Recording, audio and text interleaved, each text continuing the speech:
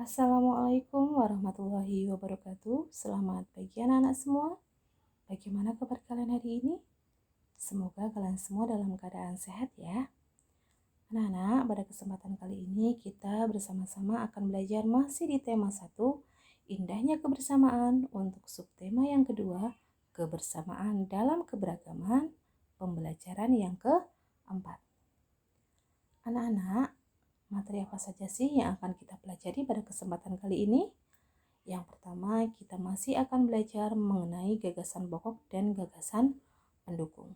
Selanjutnya, kita akan belajar mengenai kerjasama dalam masyarakat. Anak-anak, sesuai dengan subtema kita yaitu kebersamaan dalam keberagaman. Bagaimana ya cara menjalin kebersamaan dalam keberagaman? Iya, salah satunya untuk menjalin kebersamaan dalam keberagaman adalah dengan melakukan kerjasama. Karena dengan kerjasama, maka kebersamaan dalam keberagaman akan semakin terjalin dengan baik. Nah, anak-anak, di sini Bu Guru akan menyampaikan sebuah bacaan yang berjudul Perbedaan Bukanlah Penghalang. Dalam bacaan ini nanti akan disampaikan kegiatan yang dilakukan oleh Udin dan teman-temannya pada hari Minggu. Kalian perhatikan pada slide yang pertama ini Bu Guru sampaikan ada 2 paragraf dalam bacaan tersebut. Dan selanjutnya dalam slide yang selanjutnya ada 1 paragraf. Jadi pada bacaan tersebut terdapat 3 buah paragraf. Mari anak-anak kita baca bersama-sama, lalu nanti kita langsung akan belajar untuk menentukan gagasan pokok dan juga gagasan pendukungnya. Kita mulai dari paragraf yang pertama. Tidak seperti biasa, hari Minggu ini sekolah terlihat ramai. Hari itu semua siswa diminta datang ke sekolah untuk menghias kelas masing-masing. Hari Senin akan diadakan lomba menyambut Hari Kemerdekaan. Bapak Kepala Sekolah berpesan, tiap kelas harus terlihat unik dengan kreasi anak-anak. Udin dan teman-teman sekelasnya juga datang ke sekolah. Pembagian tugas membuat hiasan telah dilakukan Udin dan teman-teman dari hari Jumat yang lalu. Menghias kelas merupakan tanggung jawab bersama. Jika kalian perhatikan bahwa di paragraf yang pertama ini, intinya adalah menceritakan mengenai tanggung jawab anak-anak terhadap kegiatan yang diadakan pada hari Minggu di sekolah. Mereka semua memiliki tugas masing-masing. Jadi, untuk gagasan pokoknya, pada paragraf yang pertama ini terdapat pada kalimat nomor 7, yaitu menghias kelas merupakan tanggung jawab bersama. Lalu, gagasan pendukungnya yang mana anak-anak? Iya, gagasan pendukungnya adalah selain kalimat nomor 7, yaitu kalimat nomor 1 sampai dengan kalimat nomor 6. Kita lanjut pada paragraf yang kedua ya anak-anak. Pagi-pagi hampir semua siswa di kelas Udin sudah hadir, hanya Edo dan Marta yang belum terlihat. Edo dan Marta sudah meminta izin pada teman-temannya untuk hadir terlambat. Mereka harus pergi ke sekolah minggu di gereja untuk melakukan ibadah pagi. Udin dan teman-teman lainnya tidak keberatan. Sebelum ke sekolah, Udin dan Siti mampir ke rumah Edo, lalu ke rumah Marta untuk mengambil bahan dan hiasan kelas yang telah disiapkan. Udin dan teman-teman memahami bahwa hari Minggu pagi merupakan waktu ibadah bagi Edo dan Marta yang beragama Katolik. Perbedaan waktu dan cara beribadah tidak menghalangi niat mereka bekerja sama. Nah, dari paragraf tersebut yang sudah Bu Guru bacakan, menggambarkan isinya adalah mengenai Edo dan Marta yang meminta izin kepada teman-temannya tidak bisa untuk hadir tepat waktu karena Edo dan Marta akan melaksanakan sekolah minggu di gereja. Nah, Udin dan teman-temannya tidak keberatan. Mereka memberikan kesempatan kepada Edo dan Marta untuk melakukan kegiatan sekolah minggu di gereja. Mereka saling membantu, bahkan Udin, Siti, dan Edo ke rumah Marta sebelum ke sekolah ke rumah Marta untuk mengambil hiasan kelas yang sudah disiapkan. Nah, perbedaan agama tersebut tidak menghalangi niat mereka untuk saling bekerja sama. Jadi gagasan pokoknya pada paragraf yang kedua adalah perbedaan waktu dan cara beribadah tidak menghalangi niat kerjasama mereka. Lalu mana anak-anak gagasan pendukungnya?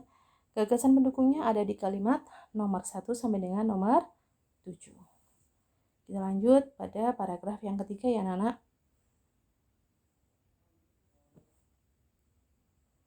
Siang hari sekolah semakin ramai. Kelas-kelas sudah terlihat indah, semarak dengan hiasan merah putih buatan siswa sekelas. Begitupun kelas Udin. Edo dan Marta juga sudah terlihat di antara mereka. Selesai ibadah pagi di gereja, Edo dan Marta menyusul datang ke sekolah. Senang sekali Udin dan teman-teman berbagi tugas. Ada yang menggunting kertas, ada yang naik ke meja untuk menggantung lampion kertas, ada juga yang menghias pintu dengan pita kertas merah putih. Lelah tidak terasa. Ketika tiba waktu sholat zuhur, Udin, Siti, serta teman-teman lain yang beragama Islam menjalankan ibadahnya. Edo, Marta, Dayu, serta beberapa teman lain yang tidak menjalankan ibadah sholat melanjutkan pekerjaan menghias kelas. Menjelang sore, pekerjaan sudah selesai. Kelas Udin sudah terlihat semarak. Walaupun berbeda-beda, bekerja sama selalu menyenangkan. Perbedaan tidak menjadi penghalang untuk bekerja sama.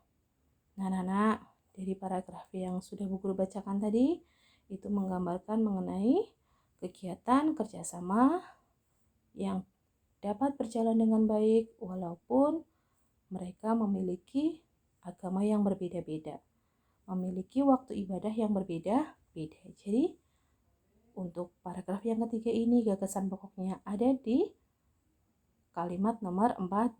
Perbedaan tidak menjadi penghalang untuk bekerja sama.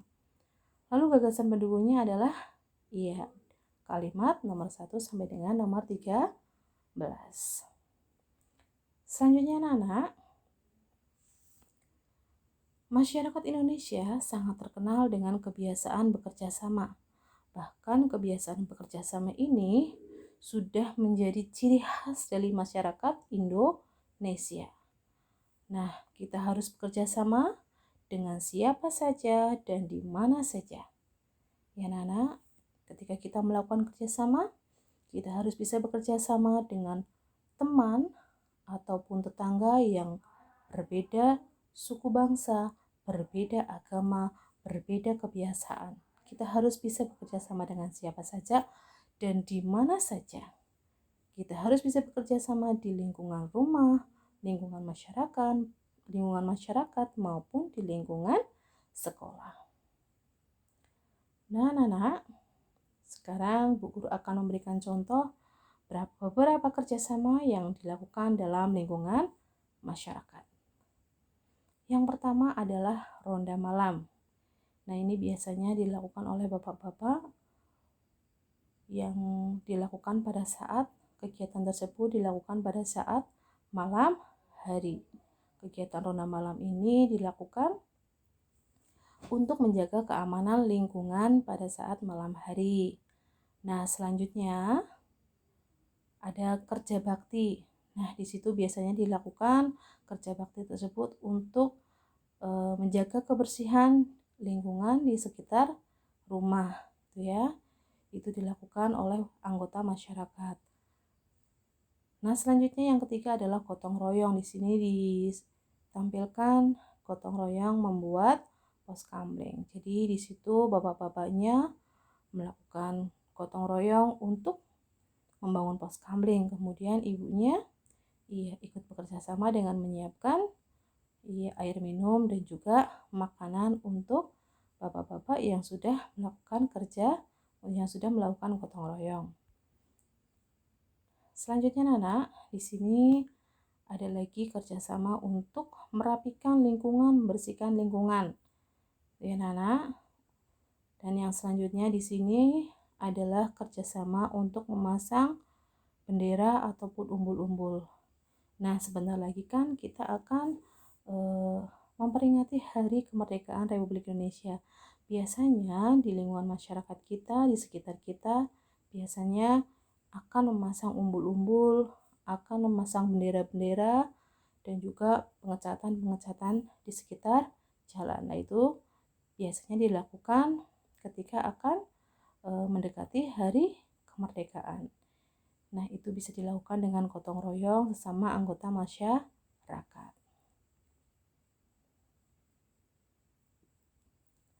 Anak-anak, sikap yang harus dimiliki supaya kerjasama dalam keberagaman. Supaya kita bisa bekerja sama dalam keberagaman, sikap apa saja sih yang harus kita miliki? Yang pertama adalah sikap toleransi. Sikap toleransi itu apa, anak? Iya, kita membiarkan orang lain, kita menghormati orang lain ketika mereka sedang melakukan tindakan. Selanjutnya adalah saling menolong. Kita harus bisa saling menolong, membantu kepada orang lain yang membutuhkan bantuan kita. Lalu yang ketiga adalah saling mendukung antar warga masyarakat.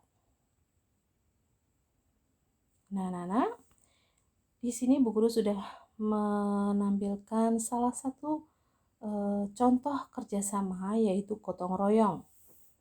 Nah, ini di sini contoh gotong royongnya ada membersihkan lingkungan, membangun jembatan, membuat masjid, membangun masjid dan sarana umum lainnya, ataupun membuat pos kamling. Itu adalah merupakan contoh gotong royong. Nah, yang bukan merupakan contoh gotong royong itu apa, anak? Misalkan bekerja membangun masjid namun mendapatkan upah, itu bukanlah gotong royong. Atau bekerja membangun jembatan namun mendapatkan upah, itu bukan gotong royong. Jadi, ciri-ciri dari gotong royong adalah dilakukan bersama-sama oleh beberapa anggota masyarakat, tidak mendapatkan imbalan dan bersifat sukarela. Biasanya kegiatan yang dilakukan untuk kepentingan umum. Jadi, kalau gotong royong itu kita melakukannya dengan sukarela, dengan tidak mengharapkan imbalan, tidak mendapatkan imbalan. Nah, anak-anak, jadi kita ambil kesimpulan. Apa itu gotong royong? Gotong royong adalah suatu kegiatan yang dilakukan secara bersama-sama dan bersifat sukarela. Anak-anak, kiranya untuk kegiatan belajar kita pada hari ini cukup sekian ya, anak-anak. Semoga apa yang Bu Guru sampaikan dapat bermanfaat untuk kalian semua. Selamat belajar, anak-anak. Terima kasih. Wassalamualaikum warahmatullahi wabarakatuh.